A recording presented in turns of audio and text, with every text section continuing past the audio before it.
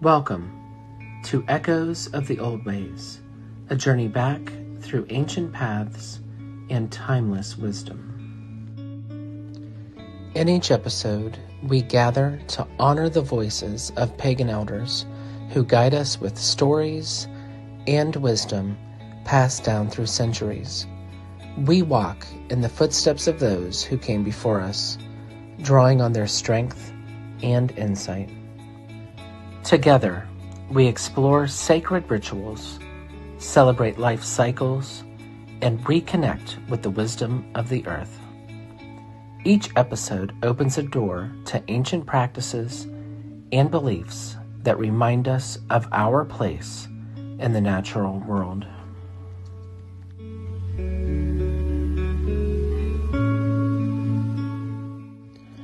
We call upon the spirit of our ancestors, those who nurtured and guided, whose voices resonate across time, and whose wisdom lives on within us and the land.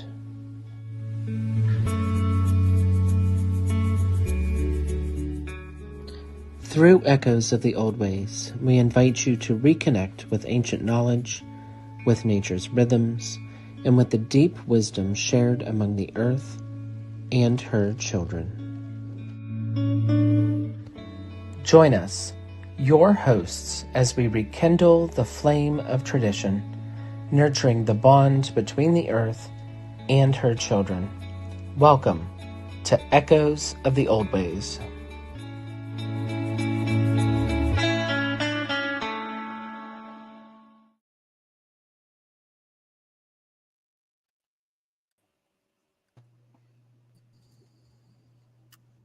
Hello, everyone, and welcome to Echoes of the Old Ways. This is Jim.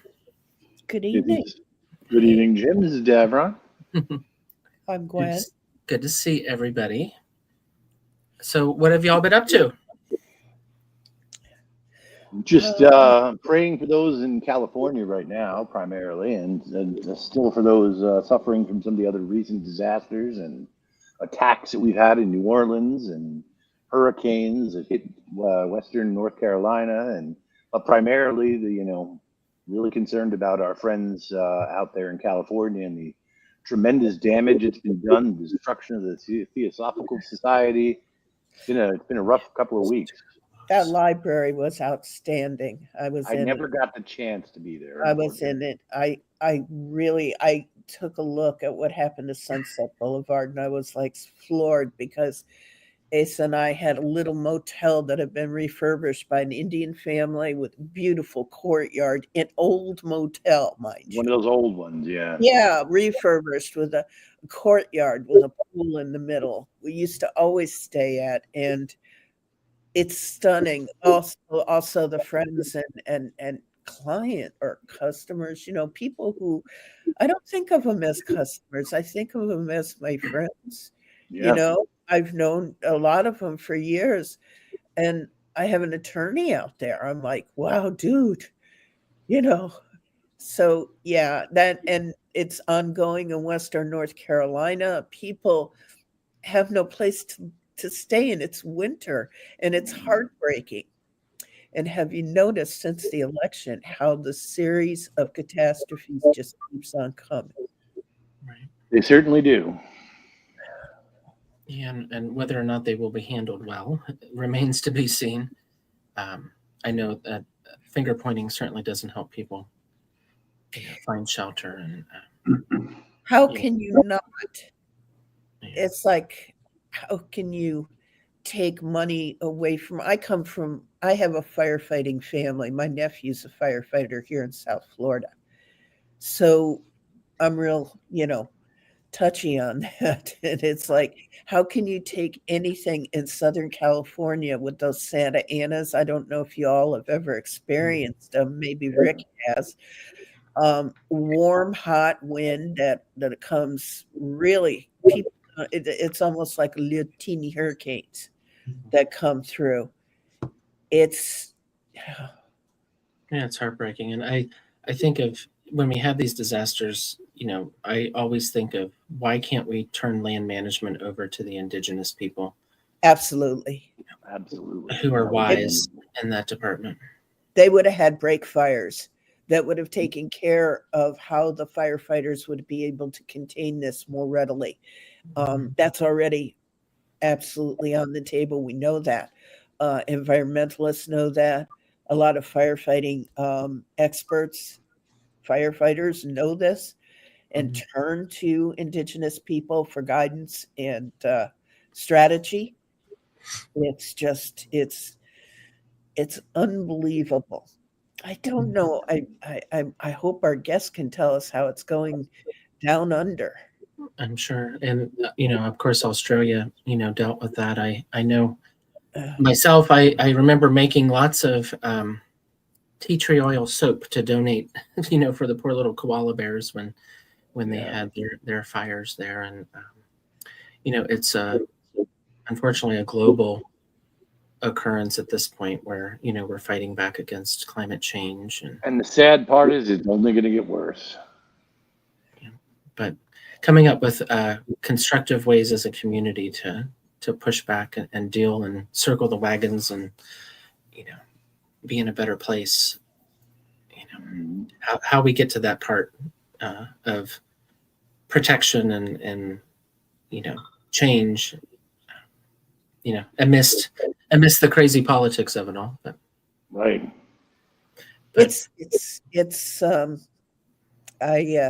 I saw a clip on Ever Lovable TikTok of Governor Newsom with NBC or something, and he said that he sent a letter to the troll in chief. All he does is troll him, which is unfortunate. That's not leadership. We just don't have any leadership now, Yeah, and hopefully we find leadership on the the grassroots level. Yes, that's where it's needed. Well, California, Cali is the 4th largest economy in the world. Definitely. If I were the president of the United States, I wouldn't fuck with him. You follow me here, boys? Right. That's what I like. You follow the money, honey. Right. So we do have a great guest today from Down Under. A little different season and time down there. It's always fascinating when you think of the Wheel of the Year being reversed. At least I find it to be absolutely fascinating. It confuses me. Right. And it doesn't correspond to traditional secular holidays. So that has to be more interesting. Celebrating the Wheel of the Year, but it's, Christmas time as well. So that's been quite interesting. But tonight we have a special guest with us, Tamara Von Forslun, who is also known as the Witch of Oz. And she is a revered pagan elder with over 50 years of dedication to Wicca and witchcraft. She is the High Priestess and elder of the clan of Buskaden there in Australia and as well as worldwide, and founder of Australia's first legal Neo-Pagan Church, the Church of Wicca. Ordained by the Fellowship of Isis, and of course she is an accomplished author, teacher, and advocate for the modern craft. So without further ado, we will bring her on. Welcome, Tamara. Blessed be everyone. Blessed be. And send a bit of your cold weather down to me, will you? Because it's starting to get warm down here. We've got plenty here in New York. I'll send you some. That is the thing that I always try to wrap my brain around. I have some friends there, and it's Christmas time, but it's also warm. So, and celebrating, the Wheel of the Year, a little differently. So it's fascinating. Well, we always have to have a balance, and while you're balancing the cold, we're balancing the warmth. So everything works for itself. That's why Mother Nature made it that way. If we were all celebrating winter, we'd be in an ice age. That's true. That is true. So welcome. You are affectionately known as the Witch of Oz, and that term was coined by Raymond Buckland. Yes. who many find. So tell us a little bit about your journey in the craft and how that began for you and where that's brought you to today. Yeah. Well, the journey was a lot different 50 years ago. There was nothing around. There was no one holding up their hands telling people, I'm a Wiccan, I'm a pagan, I'm a witch, whatever it is. Hello, Melissa, another friend of mine. Glad to see you online. I was only a teenager, but I was hungry for wanting something different. And I was lucky enough to be involved in a traditional group or get initiated into a traditional group in 1970, which was the Coven of the Acorn by a gentleman named David V, with a clan mother who was Lady Margaret de Lille Quinn from Cornwall. And from there, I just kept growing and growing. And of course, sadly, that high priest passed away and I moved on to an Alexandrian group, just wanting to understand a little bit more. And that was a little bit weird for me. I didn't understand the politics and things around it. I wanted more the natural base. But I loved Egypt. I connected with the Fellowship of Isis. Blessed be Sherry. Hello, how are you? And I went to Clonical Castle in Ireland and was ordained over there with Lady Olivia and spent a few times there, which was quite beautiful. And it's just lovely that my journey's taken me through a very eclectic path to go back to the original clan of Boskedden and the part that I was originally initiated into. And I think I had to go through all the other, I suppose, traditions and ways, and that just to go back to my roots again. And I think that's quite beautiful. And even when I was running all the covens and groups, and when we legalized the Church of Wicca, it was so hard because it's different to America. In America, you can get a 501 and you can register the church and have it going. Here, it took 6 years of legal battles of going in and out of courts with federal courts and that to legalize the process.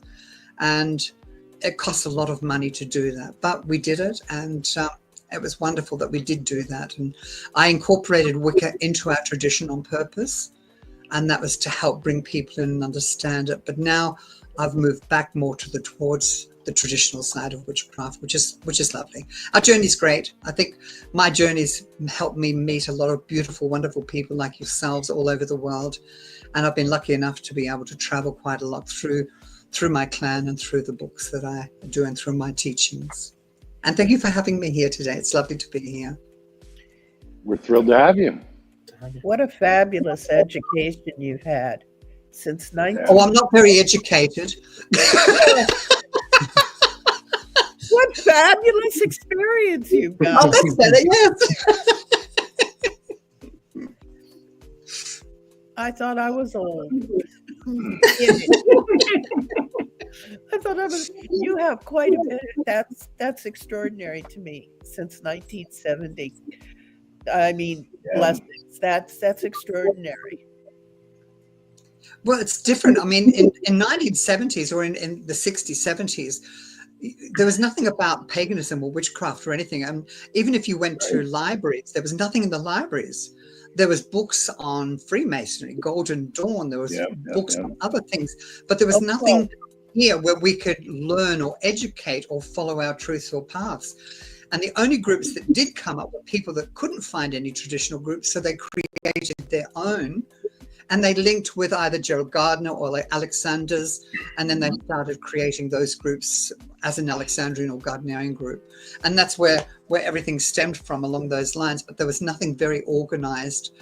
And I wanted it to be organized because I was tired as a young teenager of asking questions. And every time I got asked a question, I was told, or you're not ready to know the answer to that, or you have to be second degree or 450th degree to understand that. And I thought, this is ridiculous. If I've got the common sense to ask the question, then I've got the ability to understand the answer. And that's when I started to create and found the clan and the Church of Boskedden and the Church of Wicca here in Australia. That's awesome. And Absolutely. that's honest. That's how it really goes. And we're very eclectic. We have so many people involved from all walks of life. I mean, I traveled and toured and worked with His Holiness the Dalai Lama for 11 years, helping and working with him. And I had to learn about Buddhism because I was a very undisciplined child. I couldn't do anything. I hated being told what to do. And when it came times to meditate, I didn't know how to meditate. I was fidgety and I was moving.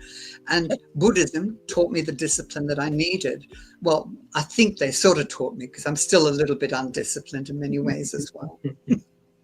Well, you need to be sometimes. I'm a bit of a rebel. I am a rebel. I think most pagans have that rebel streak to them, and that's one of the things that draws us to the path to begin with.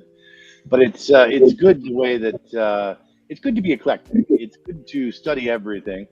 I'm an omnist, and my church is an omnistic church, which we believe all things, all religious paths have some validity, and all are worthy of consideration. And at the end of the day, it's your personal beliefs and your personal practices that need to be focused on, and bringing people together in a more inclusive and less rigorously structured way. Many people fled or came to paganism from a Christian background, and here, many of the early pagan faiths made it very Christian-like, with all the rules and regulations and structures and hierarchies and things. And in today's world, I think we need to embrace a broader perspective that it allows for greater cultural and individual expression throughout your practice. Yeah.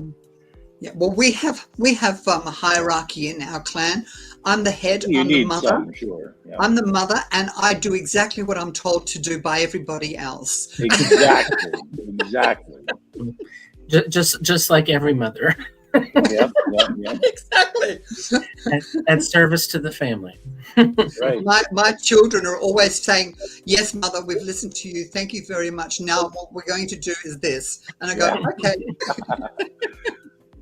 That is not an uncommon thing. That's a sign of a good leader too. Well, I don't know about being a good leader, but I do as I'm told along the way until I don't like it. If there's something that really I do not agree with, and I'm the first. I'm not scared to tell people exactly what I'm thinking and what I'm feeling at all. And much to my denigration, I mean, I get in trouble because of it all the time, and I don't care. I'm at that age now that the gods have got me on one side, and and they're going, "Come on, you're all right. I'm too old. I don't care." Exactly. But that's also a good sign, that attitude that you empower those who are members, and that's something that is more needed. No one's going to grow in a vacuum. No one's going to grow without being empowered to learn and to express your ideas and to take action, up to a level. You have to still have some guide rails and parameters in place, but that's how you learn. That's how you grow. Making mistakes, that'll happen, but that's all part of the process. We have to we've had the elders of the past, and my book, The Pagan Witch Elders of the World, Past and Present, has won awards, and it was very successful, and it is honoring and dedicating all those elders that guided me and helped me along the way. Because when I opened up the church, we were only a small group of 20 to 30 people or something. Then all of a sudden, the media got in touch, and then we were hundreds of people, thousands of people from all over the country wanting to find out and come to us. And we weren't prepared, and we grew so fast that it was destructive. We grew too fast because we didn't have the teachers that were dedicated, that were relaxed and peaceful and loving and compassionate without ego. And the thing is even when I was young, I was the most egotistical person you could meet, because you had to have it. You had to be a little bit out there and wacky, or else people weren't interested. And hopefully that wackiness is still there a little bit, but the ego is mellowed through time. Yep. But I love empowering people, even the fools. I think if we can empower the fools, then maybe they can turn around and be a better teacher. So. Absolutely. And you always need that unexpected twist energy too. Keeps things fresh, keeps things lively, and sometimes great things come out of the action of a fool. I just read the thing. Melissa Anderson's just said, looking good, Tamara. Thank you. Not bad for an old broad. I absolutely Not bad at all. I absolutely love Melissa. It turns out that we have a cousin in common, but we had our family hometown in common. So, of course, we get to chat once in a while. I don't like Melissa very much at all because she keeps promising me a bottle of wine when we get together. And every time I come to America, we never seem to get together. There's always some reason or purpose. I reckon she's just holding on to that bottle of bloody wine, or she's already drunk it. Well, you know what they say about wine is that it grows better with age. So she just wants to make sure it's at the right vintage when she gives it.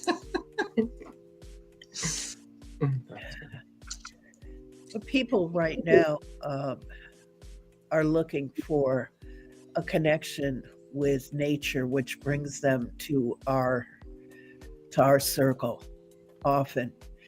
And while youth has been fascinated by the fiction and drawn into, quote, witchcraft, the truth is that the matriarchy and the mother is needful right now to heal the planet and heal the people.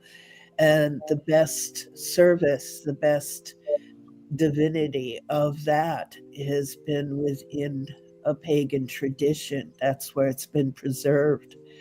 And right now, we're in dreadful need of mothering.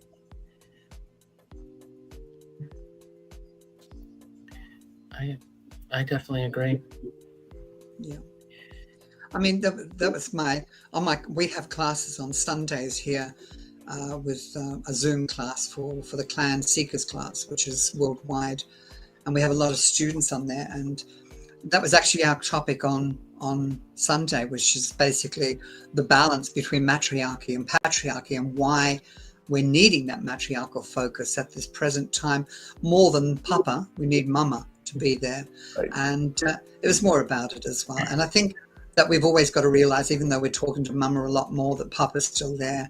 And it helps us acknowledge that balance always without just bringing one more important. I think the problem with the world that when I travel, I see so much, and it's so confusing for me because women have wanted to become empowered so much that they've become emasculated. They've become masculine, butch women. And men have wanted to be in touch so much with the feminine that they've become very effeminized. Yeah. And it's hard to differentiate. I mean, to me, to be in touch with the goddess doesn't mean you've got to be a feminine person, or to be in touch with God, you don't have to be a masculine woman. I think you just need to find your own power and bring it into being as much as you possibly can. That's nature. You know, we don't need to change our identity or wear makeup just to make sure that we're being seen as something freakish or different or shock people. And I think that's a scare tactics these days with solitaries. So much solitaries is a shock tactic of saying, I'm a witch. Yeah. And I'm going, well, you know, I don't even say that very often, because to me, a witch is a lesser level. I say I'm the matriarch, I'm Mama, I'm past that level. And now I just want to help people find their truth. I don't want people to learn my truth. That's my destiny, not theirs. Exactly right. You know, we teach our traditional ways that have been in part of our heritage for a long time, but we want people to find their own eclectic truth, their own reality, and go within themselves and awaken themselves. And I'm just there to give them a good kick in the backside to help them realize that. That's all. So, excellent. And our clan is growing so fast. We actually have an online community growing now, and it's called Discord, the community for Clan of Boskedden. And I think that platform is so weird because it's a positive, loving platform of connecting, but it's called Discord. And I'm thinking, what a horrible name for a platform of spirituality. But maybe it's just me.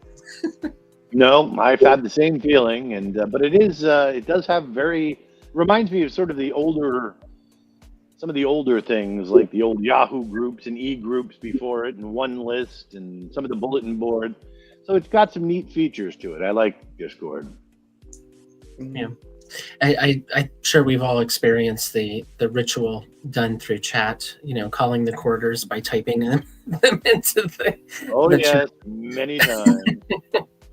I did for years with Ra Dav and Rick. We did the Blog Talk Radio gig, and did all 8 through that, which was online with voice, but it worked. A long way. Yeah, that's It come worked. a long way. And bringing people together that normally wouldn't be connected. Right. Is so Yeah.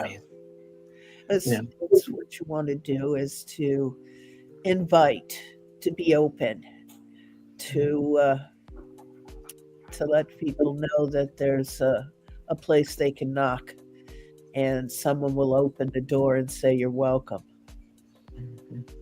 Yeah, the technology has really improved our ability to reach people, but Yeah. sometimes in some of those early days when I was doing rituals by chat, before we had good, reliable video, it was a different time. We had there was a lot more earnest, really involved, hardworking, true, dedicated people that were out there. Now you do get a lot of spiritual tourists that pass through, people who are looking for the shock value of saying I'm a witch, or are just interested and curious but aren't really serious.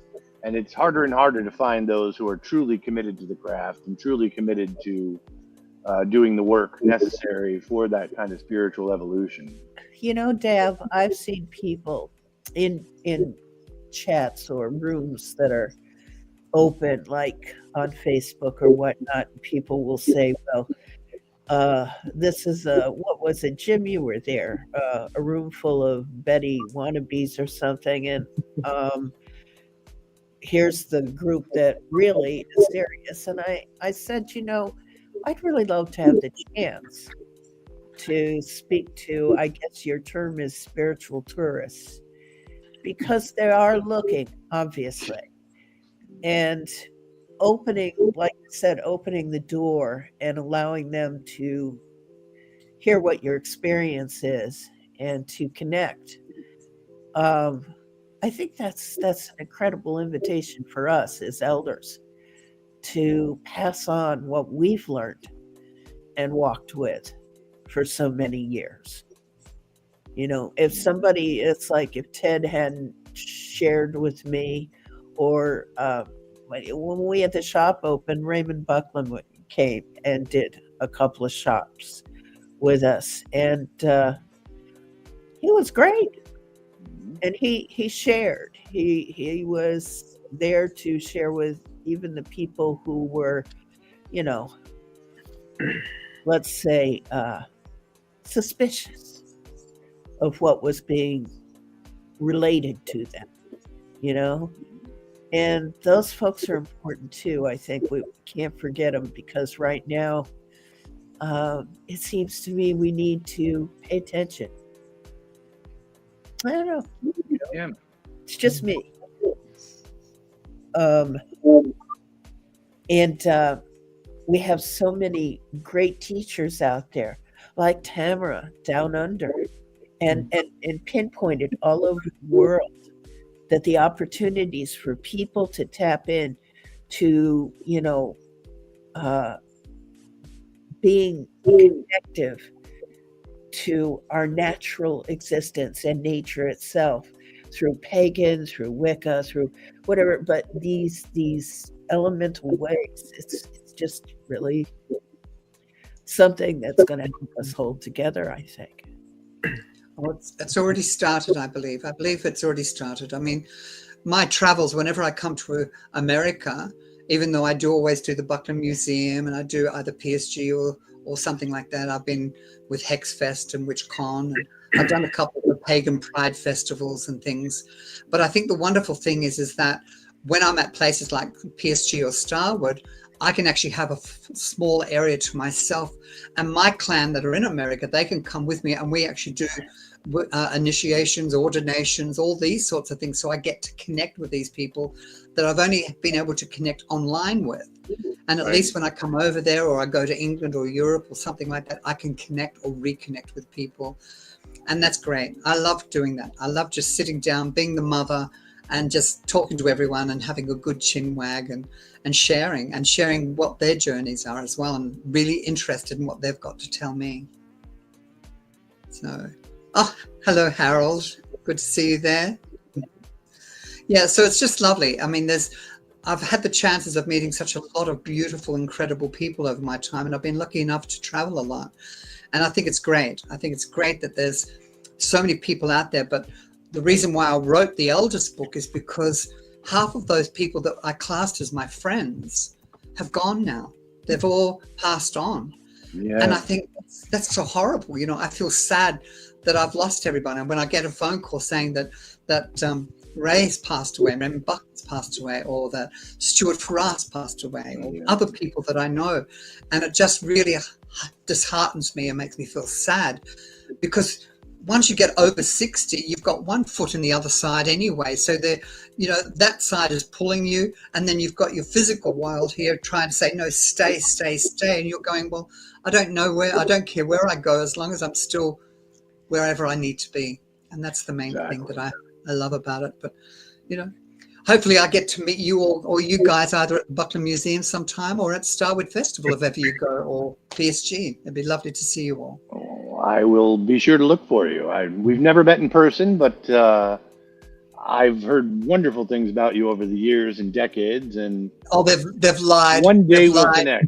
Well, yeah, You gotta take it. I took it with a grain of salt, But yeah, good. Listen to all the bad stuff, because that's real.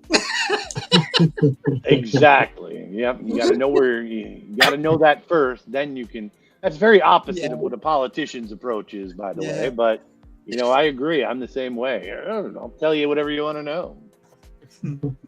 Well, I love it. I always hate people that gossip about things, and I always say there's only one thing worse than a gossiper, and that's the person that listens to it. And that's the funny thing about it, because the stories change so much. Me and my girlfriend, who is my number 2, and she was the High Priestess of the Church of Wicca here, and she's passed away also not so long last year. And we were the best of friends, best of mates, and we were the most craziest, wacky crones you could ever come across. And she used to always tell people to bugger off. And we used to have people coming into my shop going, oh, hello, I'm one of the witches of Lady Tamara Von Forslun, and I'm standing in front of them and they don't even know me. Oh, I love that. I've had that too. And she stands next to me and she's going, what? And I'm going, who? And they said, Tamara Von Forslun. I go, oh, I hate her. I said, she's just a bloody idiot. She's just an egotistical blah, blah, blah. And he's going, how dare you talk about her like that, blah, blah, blah. And then Elizabeth next to me, she goes, listen, darling, I think you need to know who you're talking to. She said, this is Tamara. And he goes, oh, I'm sorry. And I said, I think you need to know who you're talking to before you start saying things. So it was funny. I thought it was gorgeous. I gave him a big hug anyway, and made sure he spent a lot of money in my shop because he loved me too much. Right, of course. One of my favorite things to do when I ran a physical pagan temple here in America, in New York, was, and we talked about empowerment earlier, I would have people run our rituals because it was part of their training, and I would hang back and act as just a general member. And, the people working who knew me well were under instructions not to tell people that, not to just treat me normally. And I loved being anonymous in the crowd and hearing what people really thought and said. And without knowing who I was, because the minute they do, that changes everything. And then it's a whole, oh, wow, Lord Davron or whatever. It's great to do that. That's a wonderful experience to have. And it's a great thing to do. I do the same in my professional life. I love wandering around. I do human resources work, and there's nothing more fun than people not knowing who you are. You get a much more realistic perspective than you do otherwise. I'm just horrible. Murphy and we'd have those, I love what Coriolis is doing down in our old neighborhood now. They do midnight margaritas, but we used to have coffee houses at the shop on certain Friday evenings. And Murphy and I'd sit in the back office, and people were just scared shitless to walk back there and disturb us. And we sort of fostered that, We were pretty horrible and good at it too. Had a blast. It was a lot of fun. And we also got to meet and greet a lot of wonderful people who'd walk in, because they'd hear tell stories about, oh, you can't believe what's going on there. It's a lot of fun. It is. I love it when I get accused of cursing someone and I hear, oh, Tamara's cursed this person and they've lost their relationship and they're losing this and losing that. And when I find out who's done it, I always go and confront them. And I walk straight up to them and I said, now listen, I don't need to curse you. I said, I'm far more happier just to punch you in the mouth, knock you out. That's my form of modern witchcraft because I'm Australian. We don't stand for shit from anyone. Right. So That's easier. You don't have to waste any herbs. I don't waste any energy. I don't paying for candles, incense, oils, ritual, preparing for 6 weeks to do a certain ceremony to banish someone or block them or do this way. I just walk up to them, smack them in the mouth, and say, "Now shut up." Yeah. That's modern witchcraft. It works really well. As I tell my students, you always the mundane solution first. It's sometimes right in front of your eyes, and you don't need to do complicated rituals to do that. So you've been doing this for over 50 years, and you are a person who really, in many ways, brought modern paganism to Australia, and you got it legalized. How would you say you've seen things change over the past 50 years in your practice and studies? Do you really want to ask me that question? Sure. I think that the craft is headed in 2 ways. It's heading in a bullshit realm of fantasy and new age mishmash of everything being thrown in that you don't know what reality is and what it's not. And then you've got those that are real seekers. And I had somebody not so long ago saying to me, oh, I can't do your course because I've been studying the craft for 20 years and I'm not a seeker anymore. And I'm going, well, darling, that's your problem. Once you stop pretending you're or thinking you're a seeker, then there's nothing more. I said, you'll be a seeker till the time you die. And that's what we all are. We're all seekers. We're all wanting to find truths or different forms of truths. Right. And I think that that's very important. But I think these days, with, as you said before, the world, the economy, politics, the negative vibrations, we're becoming a sicker planet. Look, we're supposed to be environmentalists. We're supposed to be ecologists. And I don't think I've met a handful of people that are true ecologists in the pagan scene that can really go out there. And I think stop trying to save the world. Just save yourself first, save your family, save your own backyard, your own little world. Work on that first. And when you do that, then the healing can expand and we can all meet up like a matrix, like a web, and we can do good. If we all plan to just get out there and heal the planet as a whole, we're going to fail because the planet doesn't want to be healed at the moment.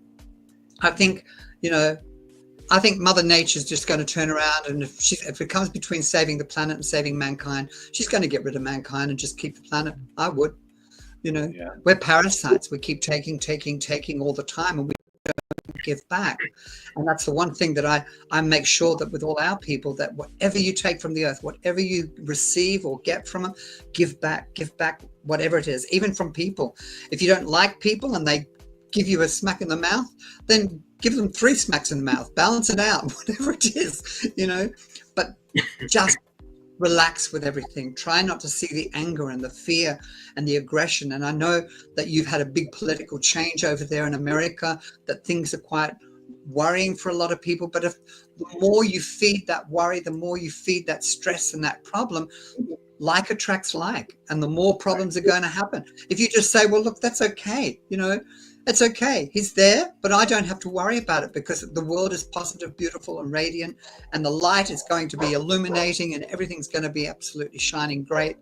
And I think that if we think like that without letting other people take our brains and our minds, the more we can actually create a beautiful world, a golden world. And I think that's our importance and I think as people that have been in the community a long time, as our teachers and things, if we can help the seekers just start realizing that to heal the world, we've got to start with healing ourselves. And we haven't done that. We're not healing ourselves because we still hold on to grudges. We still angry, or we still don't forgive ourselves or forgive other people around us. And that healing process comes from all those things first. Once we've done that, then our healing becomes, and we become the most powerful, healing, strong, empowered creatures that we can be. We become true witches. And that's all I think we need to become. So that's really the So full moon motivating. tomorrow night. The wolf moon is all about that Mars retro aspect in Leo that says, oh no, you can't. And then the wolf says, oh yes, I can. It's about releasing old grudges in the past. When we have it in Cancer like that, gee, we tend to look at the past. We don't look forward. So that's the challenge right now, is like Tamara says, allow it to just let it be. I mean, really, these clowns are going to screw themselves up so fast, it's not even funny anyway. Just let it be. Don't worry it. Wear it. Don't. Very much so. I mean, we focus so much on witchcraft and paganism and everything like that, that what we do is we forget to worry about the very common sense and common courtesy and common respect of everybody as individuals. Focus on that healing process first, then let the craft take care of itself. And once we've done that, I think this is going to be a much beautiful world. And we are coming closer together. The world is growing as long as we have the right people that can come together and guide people as seekers to find their truth.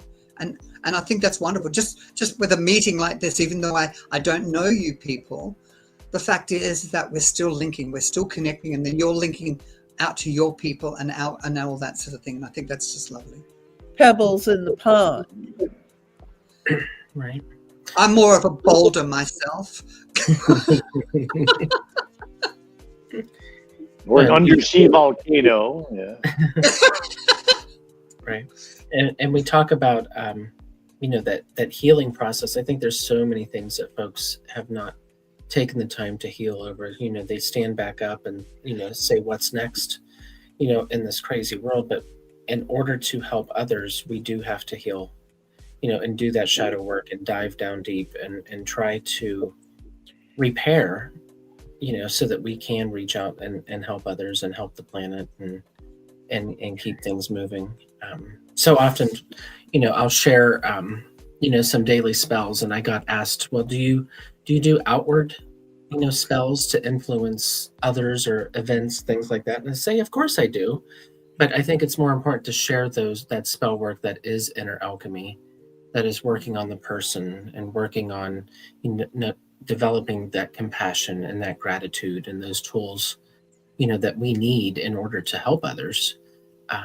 So yeah, of course we do outward spells, but it's the craft to me is about that inner alchemy and becoming a better person and a better servant, to the planet and to our brothers and sisters. Absolutely. Put your own seatbelt on first before you put your own face mask on first before trying to help others.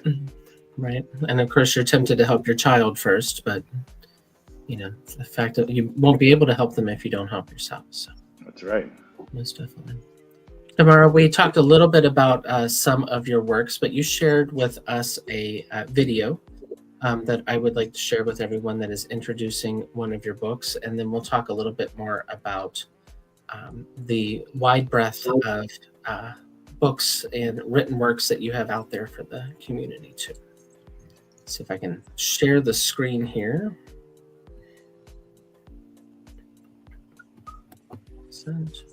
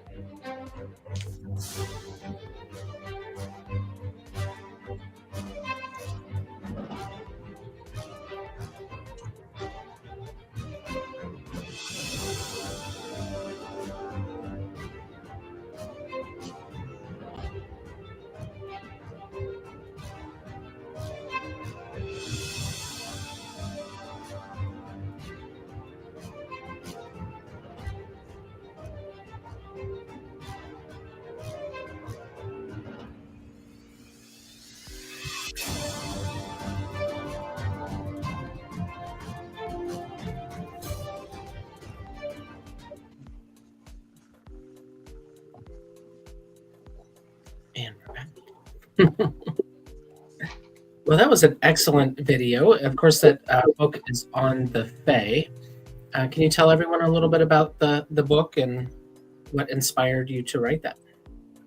Well, the tradition of Boskednan is about the other world and the Fae, and the standing stones or the maidens are our portals or gateways to the other world. And we're taught from when we're young all the way through how to utilize these portals, how to open them up at certain times of the year.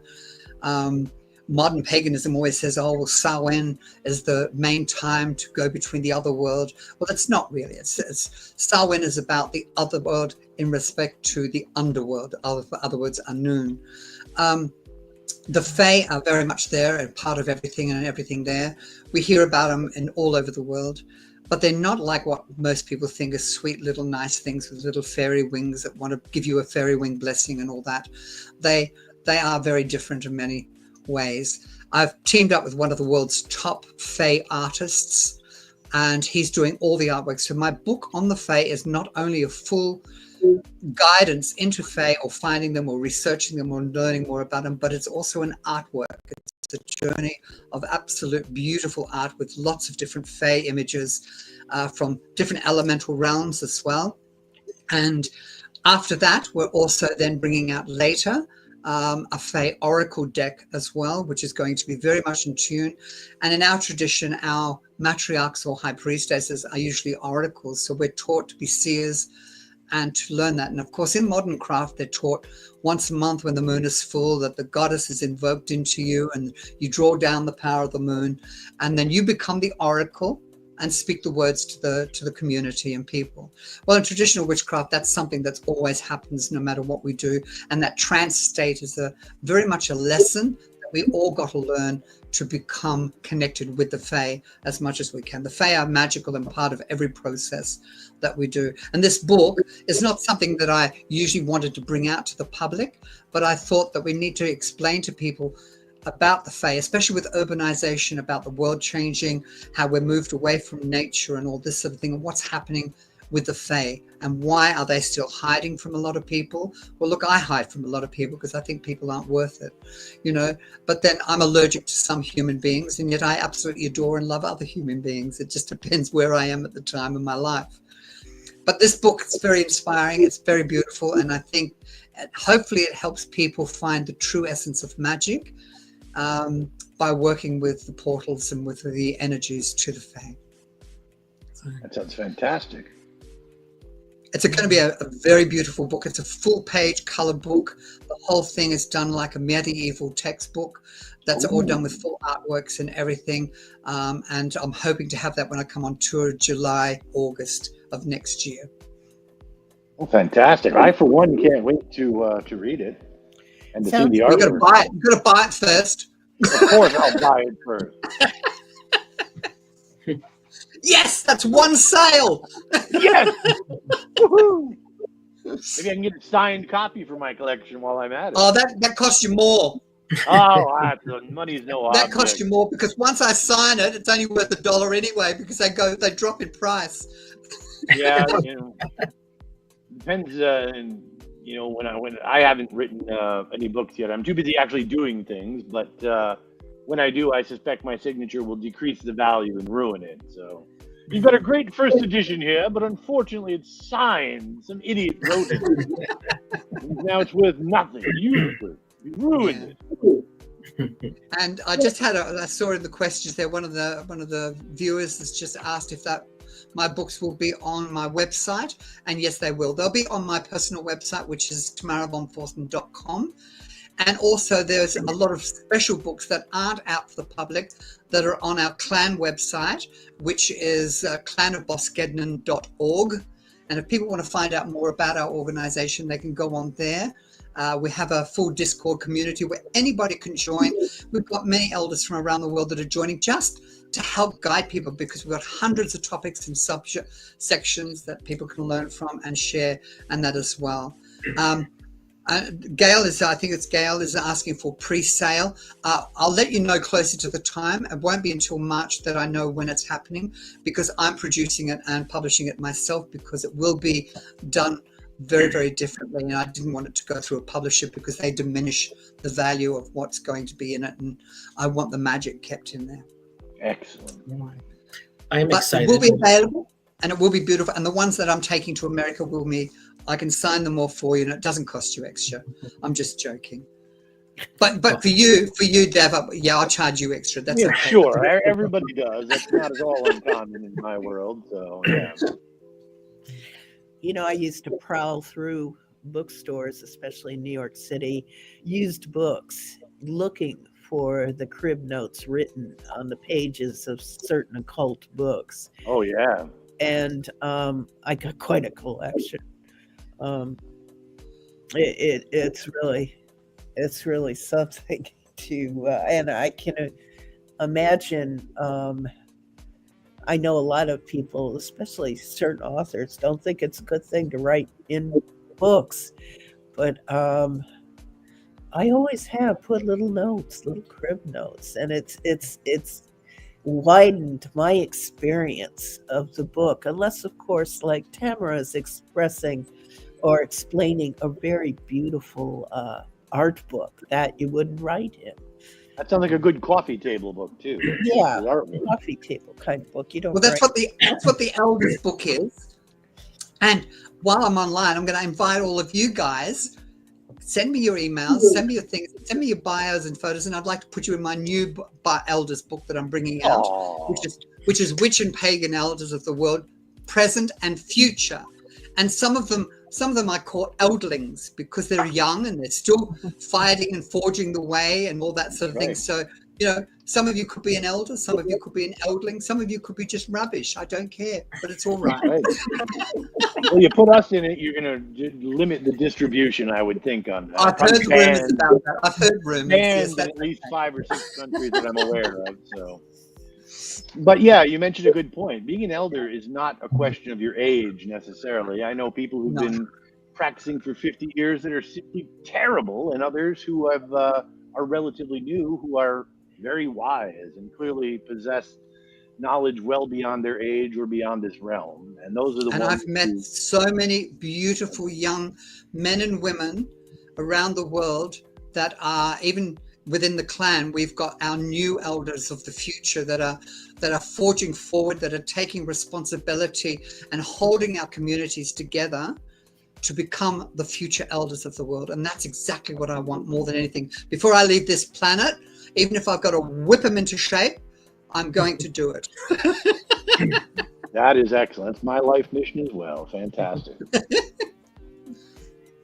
Harder said than done, but you know, we try. I have to say, I not to change the subject back to the book, but I'm going to. I love the fact that you're calling out that it's well illustrated. Does anybody remember the Time Life books? You know, the mysteries. And, I love those. I still have them. The book on witchcraft. I will tell you, as a young child growing up, that is what brought me into, you know, the mysteries is, you know, going to those full color pictures, you know, and there was very little information here and there, but those pictures drew you in, you know, so that you really did. Book. And I have to really say, I love that idea with the book on the Fae, that it's going to be well illustrated and capture everyone's attention so that they pay attention. Absolutely. So I just putting my glasses on to read the chats here. I can't read without them. I've got to the point where I have to look over my glasses to read. So. Oh, I've tried bifocals, trifocals. I just move them around, take them off, put them on. It's terrible, but what are you going to do? I'm back and forth. Of course, you have many other books, and you actually have your own publishing service as well, too. That's correct. I publish a lot of my own books on purpose because I find a lot of the traditional publishers, even though you can't get your books into a lot of stores because they only go through traditional publishers and all that sort of thing. But then when you look at some of these traditional publishers, they don't give you anything. They don't pay you anything. They take your book, they rearrange it, they change it, they rip it to pieces, that it's not yours anymore. And my thing is with my books is that it's not just a book of words. It's a book of my feelings and emotions and what I think, what I feel. And it's a living text that I want to be out there. And I write books not to make money. I write books to educate and to help just share a little bit more information in the world, whether people want it or not.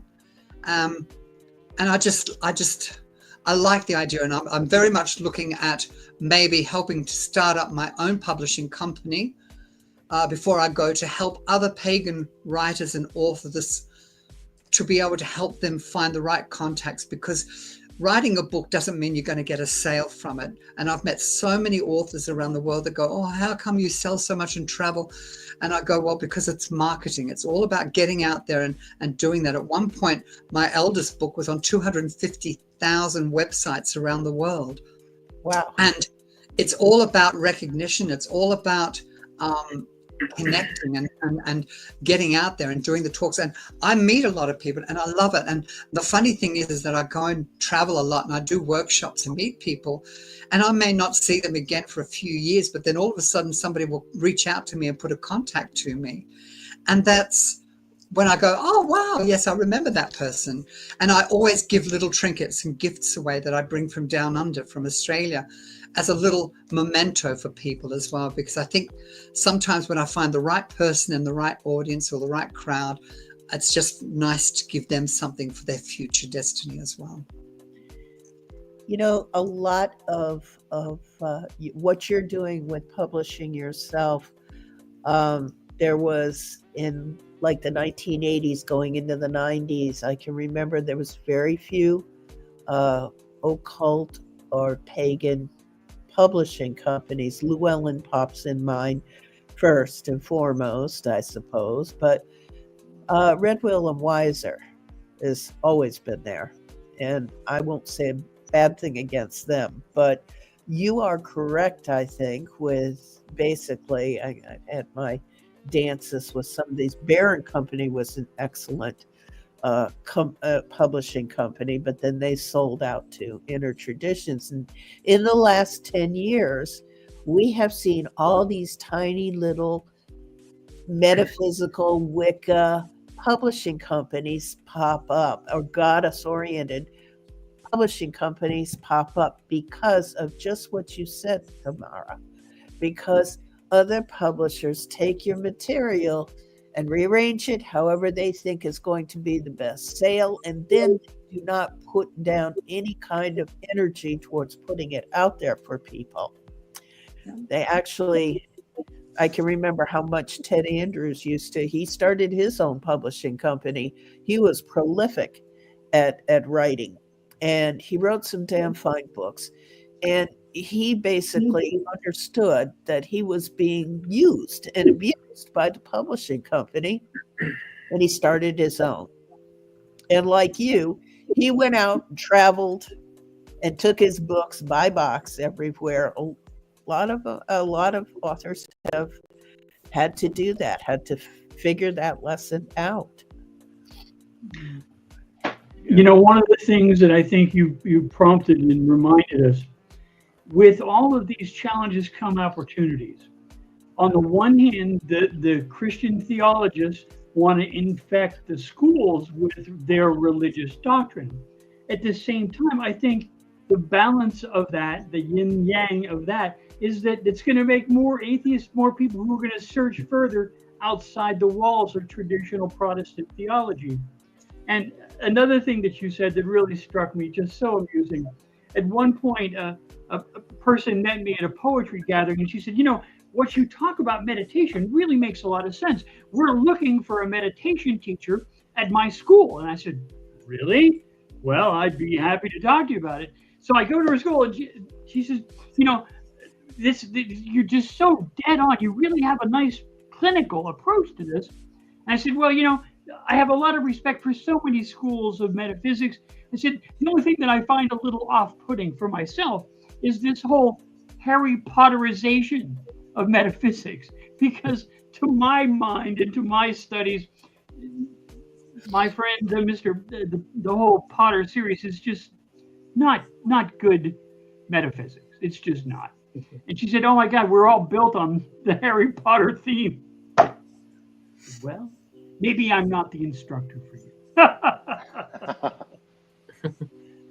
Thank you. You brought us so much wonderful insight. An honor to meet you, Tamara. Thank you very much. Lovely to meet you as well.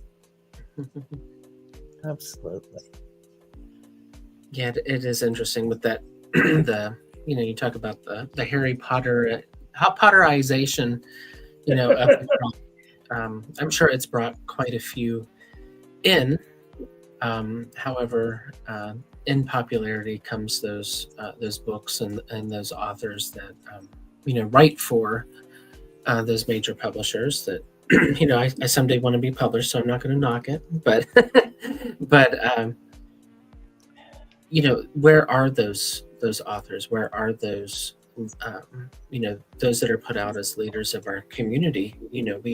We've talked to those who are doing the work here on our show, but there's so many that are just quiet. They work for the major publisher, and you don't hear from them when North Carolina and Appalachia is crying out, and you don't hear from them during crises to really pull people together. And there is a lot to be said for those who may be published by major authors, may be publishing themselves, but are actually out there doing the work.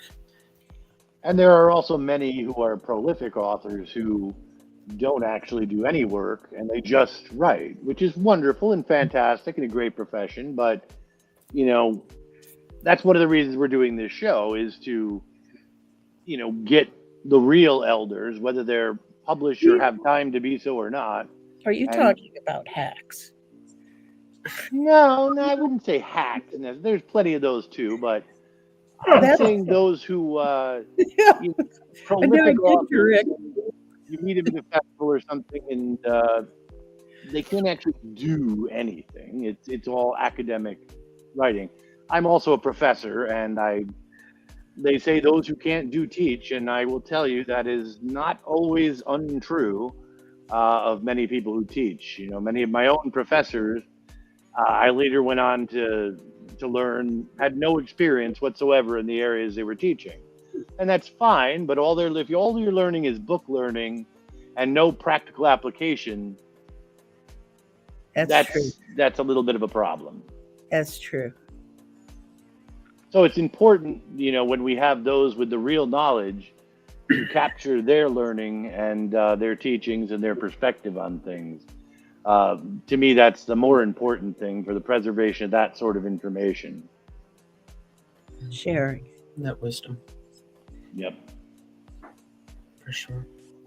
So before we leave, I just have one more reflection to kind of put out there for your thoughts, Tamara. But how do you feel, if you could answer that, how do you feel that modern practitioners can honor and preserve the traditions and the ancient wisdom that comes through those traditions? That's a tricky question. For a start, stop talking shit. Stop talking rubbish. Just be honest, down to earth, straightforward. Connect with their past. Honor their traditions. Honor their mentors. Honor their teachers. If we can't honor our teachers that taught us, then we're not going anywhere. We're just going to be another student running amok without any guidance at all. There's so much wisdom in the past, and I think with the amount of millions of books being printed every day, they're just going to confuse more people. And I think we need to just go back to the old school books which had all the knowledge in, like the old Blue Book of Raymond that we were talking about before. It was a basic book. It was out there. It was understanding for everyone. And it was a book that Raymond Buckland wrote and was now the biggest seller in the world.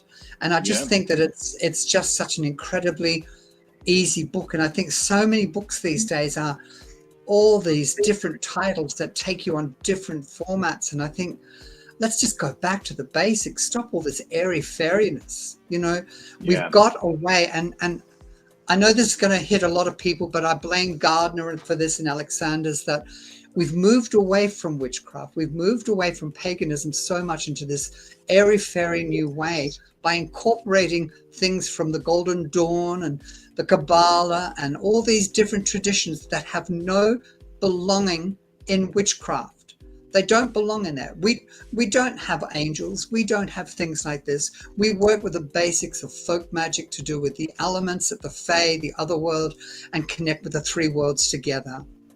I think that we all just need to, as my grandmother used to say, the greatest form of magic in the world is learning to shut up. And that way, only that way can we truly listen to what's happening and what's going on around us.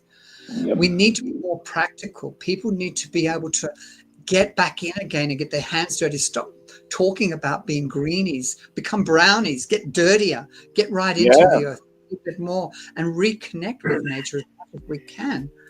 But we need to understand the fundamentals. None of us, humans have become lazy. They've become lazier and lazier with every generation. We're lazier than our parents. Our parents are lazier than their parents. And we become so lazy that we don't acknowledge our past. And I think we need to acknowledge everything about just the fundamental basis and build that groundedness and that base again and start from there. The more we can just connect with the very simplistic things, the more elevated and the more empowered we can become. The more rubbish that we put into it and make it detailed and all this, the less real it is. We've got to stop thinking about being a witch and we've got to start being a witch. If we keep saying, I'm going to do this, I'm going to do that, you'll never do it, because the whole aspect of witchcraft is, as I say it, it is done. It's about doing it now, not tomorrow, not next week, not next month. If you're going to do it, stop talking rubbish, just get on with life and just do it as much as you can. Everybody these days talks and we don't listen.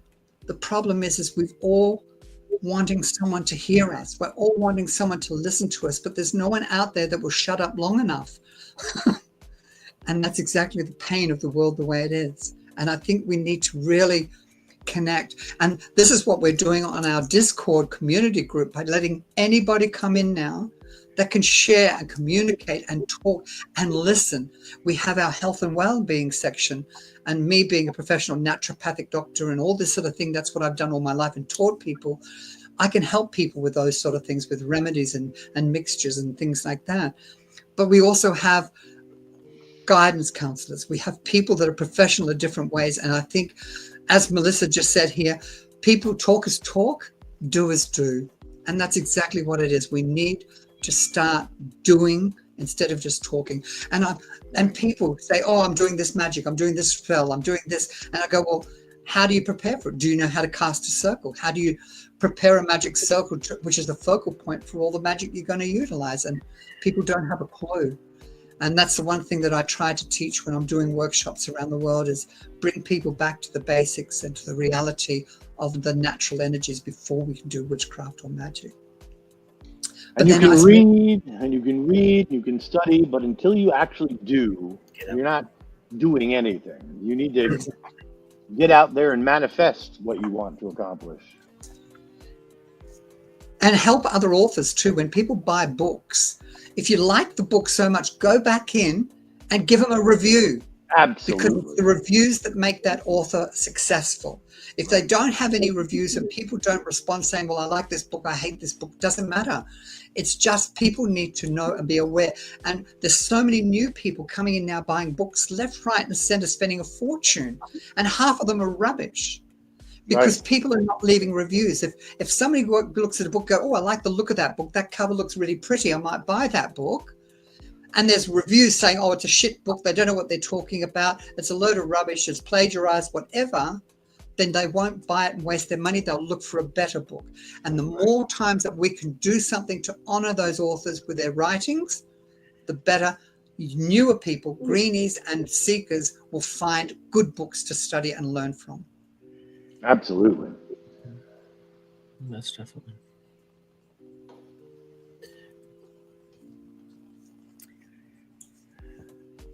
So Just looking to see if there was any questions in the feed. Cool.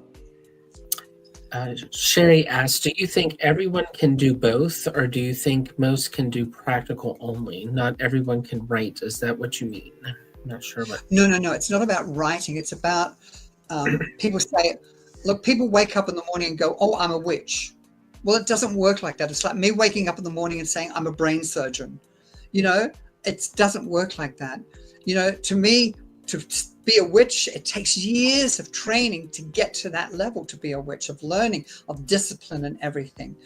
What I'm saying is that we need to forget the airy-fairiness of modernization and go back to the practicality of folk magic, of just becoming part of nature again. So many people don't even know what nature is. How many people go out and walk through nature, or trees, or pat a flower, or talk to an animal, or do something along those lines? We've disconnected from nature.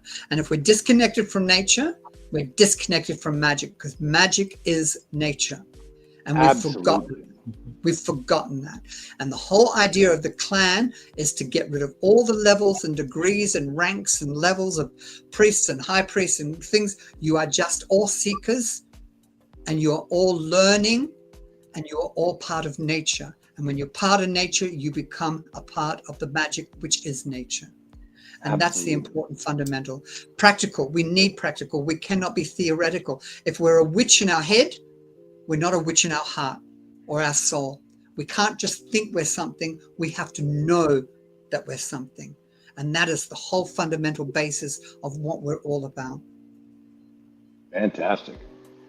You can lie to yourself and bullshit to everyone, but the fact is truth is always truth. Yeah, and unfortunately in this age of social media, it's all about appearances, it's all about image, and not so much about the reality and the substance behind it. And if you focus entirely on your image and not on yourself and your heart and that substance, you're really not doing any service to yourself or anyone else. No. I heard an interesting story just yesterday.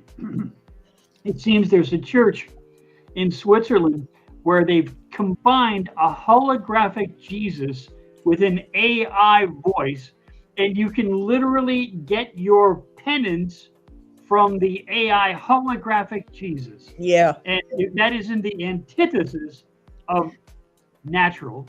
I don't know what is. Yes. We are The sad truth about the growth of spirituality is that in America last year, you know, there were 175 churches, Christian churches, closing down. In Australia, there was 178. Different countries around the world, the churches are closing down because they're not growing with the times and changing. Paganism has grown with the times, but we need to go back to the beginning and incorporate that into our daily lives of the 21st century. And now more than ever, because we really need to get back in touch with nature, we really need to get back in touch with our ancient pagan roots. Our ancient ancestors walked in harmony and flow with the earth and with the spirit realm, and we have lost that. Many of us have lost that. Most of us have lost that. And if we don't get back in touch with it, I fear what the world will become. The one thing I have as a plaque above my door to my temple, my home, is that if I am indeed wise, I do not bid you enter the house of my wisdom, but rather lead you to the threshold of your own mind. Very nice. That's beautiful. I'd like to thank you, Tamara, for joining us, and thank all of our viewers for joining us for this amazing exploration of pagan history, but also looking toward the future of witchcraft in Australia, around the world, and here in the United States. So thank you so much for joining us. And thank you, everybody. Thank you very much for having me, everybody. Love you being here, and I hope to have contact with you all again soon. And send me your emails to my email if you can, because I won't get it otherwise. If you haven't got my email, get it from Jim, and then we can keep in contact and maybe get your bios and put you into my new book as well. And I'm only an hour away from Buckland Museum, so I can't wait. Well, I'll be there in July, so that'll be after Starwood. Sure Well, will. Tamara, next time you're here, I look forward to hopefully meeting you live and in person finally. That'd be lovely. It's been a Sit pleasure. down. We won't invite Melissa because she doesn't share it with a wine. We'll drink wine between us. Well, maybe now's the time, and I'll bring plenty of wine. Don't worry about that. Some mead, too. You have great local mead around here. I'll bring, too. Great. I love a good mead. Yep. But thank you very much for having me, everyone. Lovely meeting you all. And thank you to all the viewers and everybody out there. I just hope you've enjoyed that. And if you wish to reach out, please reach out. If I can just help you in any way, remember, I'm always there in service of our community. Blessed be, everyone. Thank you. Blessed Blessed be. be. Thank you, everyone, for joining us on Echoes of the Old Ways. We'll see you soon. Good night. Good night.